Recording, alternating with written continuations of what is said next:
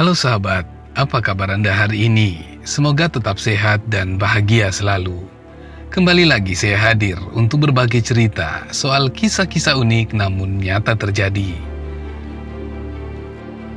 Hari ini saya kembali berbagi informasi soal kisah menyedihkan dari keluarga Kekaisaran Mughal India yang harus menyembunyikan identitasnya dan hidup sengsara setelah runtuhnya kerajaan besar ini.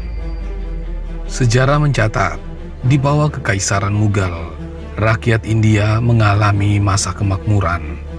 Selain penyeragaman penggunaan mata uang, kontak dagang dengan organisasi di Eropa membuat barang-barang asal India diminati warga benua biru itu. Banyak bangunan megah dengan perpaduan arsitektur Persia, Islam dan Hindu dibangun pada masa Kekaisaran Mughal. Salah satunya yang paling terkenal adalah Taj Mahal.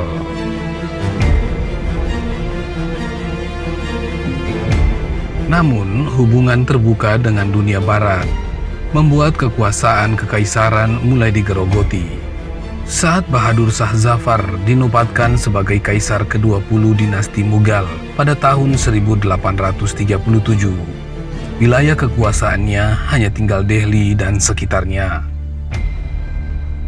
Zafar yang lebih suka menulis puisi ketimbang berperang, akhirnya menyerah dan diasingkan ke Rangon, yang sekarang bernama Myanmar.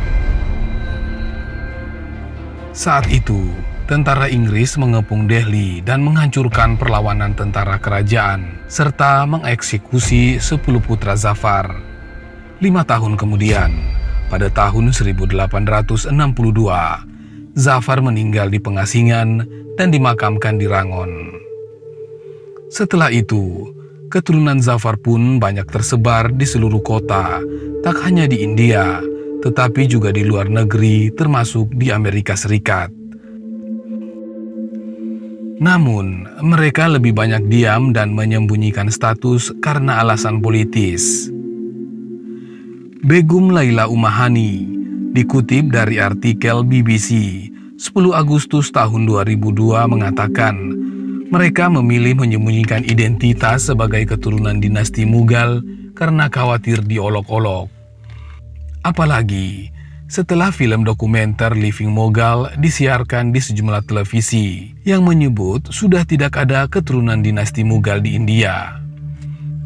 Namun ada juga keluarga kekaisaran, di antaranya Sultana Begum, tetap berjuang dan ingin diakui sebagai pewaris Kekaisaran Mughal. Begum dan kuasa hukumnya, Vivek Moore, di Pengadilan Tinggi New Delhi disebut memutarbalikkan pengakuan Nehru dan pemerintah India sebelumnya. Pemerintah India sebelumnya menyatakan petisi yang diajukan Begum hanya buang-buang waktu.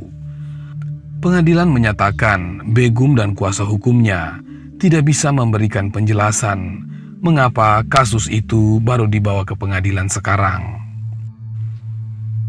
Seperti dikutip dari laman The Hindu, Hakim Rakapali yang memimpin jalannya persidangan petisi Begum mengatakan penggugat dan kuasa hukumnya tidak bisa memberikan penjelasan yang dapat dibenarkan untuk mengajukan petisi itu setelah tertunda lebih dari 150 tahun. Hakim Pali juga mempertanyakan mengapa Begum atau keturunan Kaisar Zafar lainnya tidak mengajukan gugatan puluhan tahun silam? Mengapa tidak ada yang diajukan saat itu?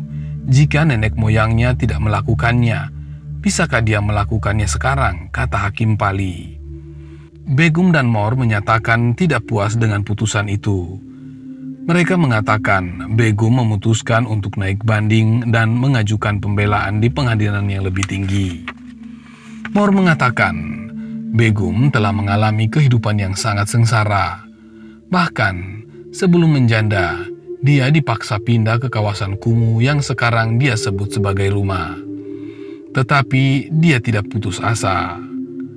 Begum tidak mau menyerah meski pengadilan Delhi menolak memenangkan kasusnya. Saya berharap hari ini, besok atau 10 tahun, saya akan mendapatkan apa yang menjadi hak saya. Insya Allah, saya akan mendapatkannya kembali. Saya yakin keadilan akan terjadi, kata Begum.